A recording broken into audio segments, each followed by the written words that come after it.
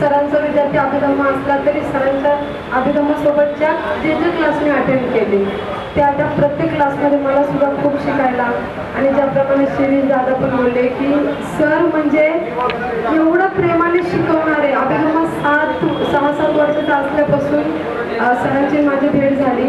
तेव्हापासून सरांना मी कधी विचारलं सर फीज किती, सर सांगतो, सर फीज किती सांगतो, असं करत करत सरांनी अभिधम्मा आज 13 वर्षाचा झालाय, पण सरांनी मला कधीही फीज सांगितली नाही ना. मी कधी सरांना माझी परिस्थिती सांगितली ना सरांनी कधी मला माझी परिस्थिती विचारली.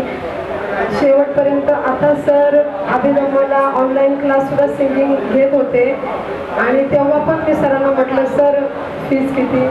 सर बोलले अहो क्लास होऊ द्या, मी कुठे पळून नाही जाते, तुम्ही पण कुठे पळून नाही चाले, बाळाला शिकू द्या, मोठा होऊ द्या, तीच माझी फीज असणार आहे.